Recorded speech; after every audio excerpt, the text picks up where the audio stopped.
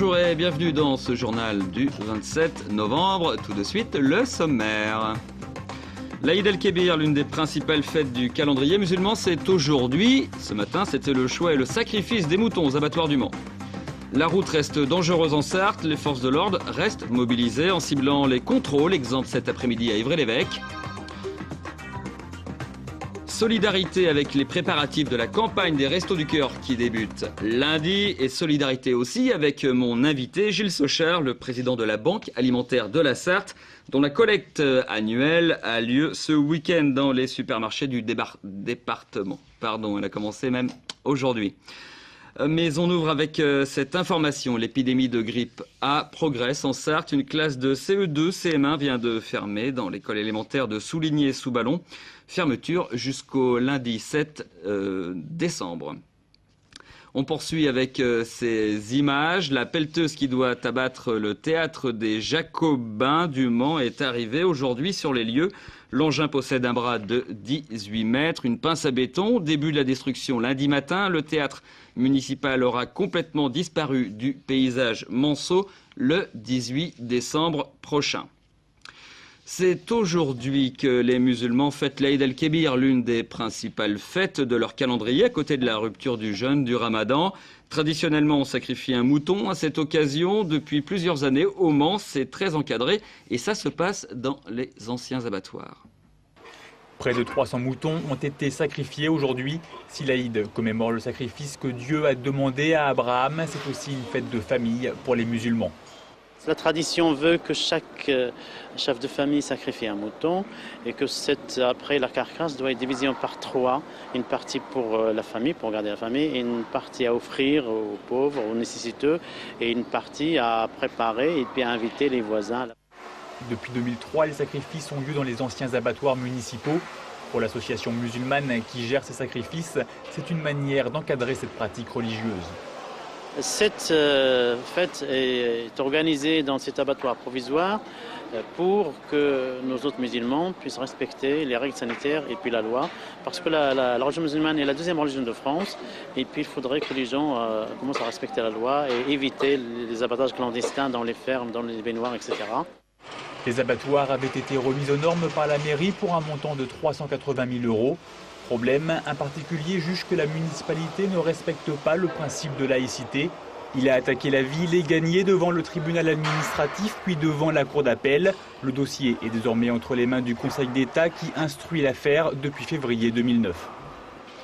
Même si on ne dénombre aucun mort sur les routes sartoises en novembre, les chiffres du département en termes de sécurité routière sont particulièrement mauvais. Du coup, les contrôles se multiplient et sont surtout de plus en plus ciblés. Les gendarmes étaient positionnés du côté d'Ivry-l'Évêque cet après-midi. Marine Wolf, Benoît Doisy. Plus 21 blessés, plus situés par rapport à l'an dernier. Les chiffres de la sécurité routière sont dans le rouge en Sarthe. Résultat, les forces de l'ordre multiplient les contrôles. Des contrôles qui ne relèvent pas du hasard. La cible, les zones particulièrement accidentogènes, comme le triangle Le Mans-La Ferté, La Ferté-Saint-Calais, Saint-Calais-Le Mans. Le secteur où on fait notre action cet après-midi est un secteur particulier cette année, notamment puisqu'on a dénombré 6 tués. Outre les lieux, les horaires sont également choisis. Les vendredis après-midi sont souvent sujets à infraction. Le rythme de travail aujourd'hui conduit à ce que les automobilistes quittent leur travail relativement tôt dans l'après-midi et sont entre guillemets pressés de rentrer chez eux ou de partir en week-end. Donc on se doit aussi, nous, pendant ces périodes, ces créneaux sensibles, de montrer notre présence. À peine 1 heure après le début de l'opération, les gendarmes avaient déjà relevé une conduite sous emprise de stupéfiants et 3 excès de vitesse, dont une rétention de permis de conduire. C'est annoncé, les contrôles de ce type vont s'accroître dans les mois à venir. Allez, on ouvre une page solidarité maintenant. La collecte annuelle de la Banque alimentaire a débuté ce matin dans les grandes surfaces du département. 500 bénévoles qui se relaieront jusqu'à demain. La Banque alimentaire distribue chaque année 970 tonnes de produits.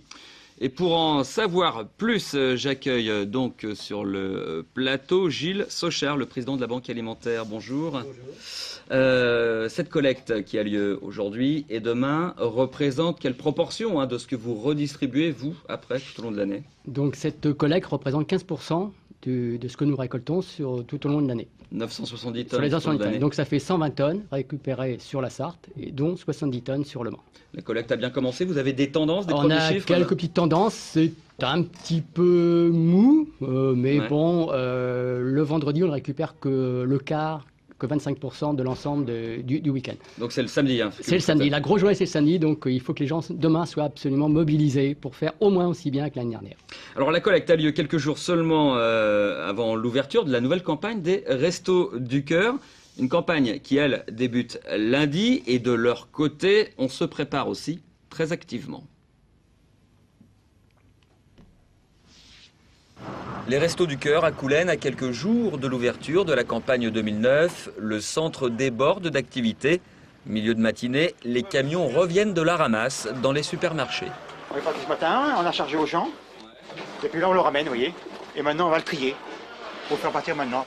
14 camions font tous les jours la tournée des supermarchés pour récolter les invendables, ces produits à l'emballage abîmé ou à la date limite de consommation bientôt atteinte. Le filon fonctionne, la ramasse c'est 60% de l'approvisionnement total des restos sartois, mais la récolte est moins fructueuse qu'avant. Ils réduisent leur rejet, puis deuxièmement, ils revendent ces produits à un certain nombre de sociétés qui vendent des produits à très très court délai de consommation. Les produits sont triés rigoureusement en fonction de cette date limite de consommation. Nous avons des arrivées là à la date d'aujourd'hui.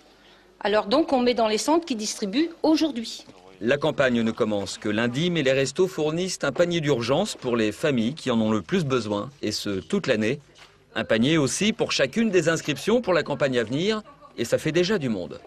La tendance serait à 20% d'augmentation au niveau des inscriptions, sachant que l'année dernière, nous avons inscrit 4500 familles, ce qui représenterait une augmentation de 900 familles. 12 centres distribuent des repas en Sarthe. Ils sont livrés tous les jours avant midi pour la plupart. 523 bénévoles assurent cette logistique quasi professionnelle, mais bientôt plus. Un 13e centre ouvrira ses portes à la Suze-sur-Sarthe au premier trimestre 2010. Alors, il y a une zone dans la Sarthe, la partie nord-ouest, où nous ne sommes pas représentés.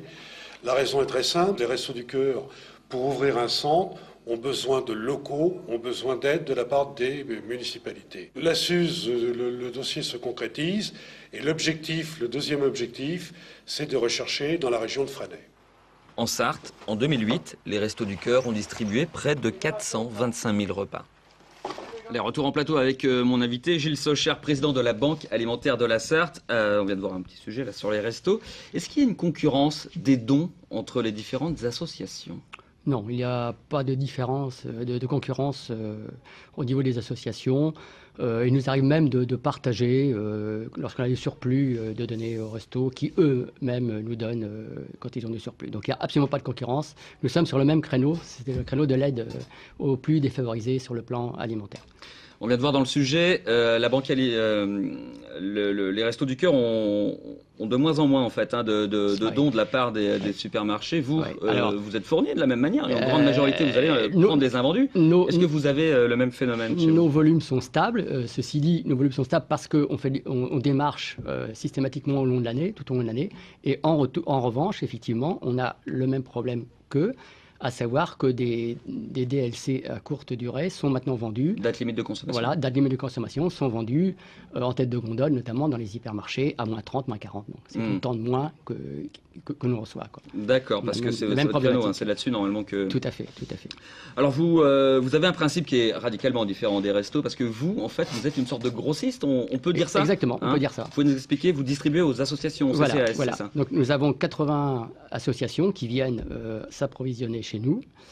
Nous avons 40 CCAS et 40 autres associations, Secours populaire, Secours catholique, Croix-Rouge, par exemple, quoi. Et après, cette nourriture-là est distribuée directement par ces associations-là aux bénéficiaires. Et donc, nous avons 7200 bénéficiaires en Sarthe. 7000, le chiffre évolue de quelle manière? Le chiffre, à la hausse, alors, sur la Sarthe, il évolue malheureusement à la hausse, plus 5%. Et sur le plan national, il faut le savoir, il fait plus 15% le mois dernier. Secours catholique, il remarque plus de jeunes femmes avec enfants célibataires, vous aussi? Tout à fait, tout à fait, tout à fait. Des couples qui travaillent maintenant, c'est un phénomène nouveau, qui travaillent. Ouais. Des bénévoles, vous en cherchez toujours? Nous en cherchons toujours. Nous en cherchons, tout au long de l'année, mais nous en cherchons aussi et surtout pour la collecte, puisque cette année, nous en avons manqué. La collecte, un dernier mot sur la collecte. Quel type de produits vous cherchez en particulier? Certains que vous voulez et d'autres que vous voulez moins? Alors, ce qu'on veut surtout, c'est café, huile, conserve de poisson.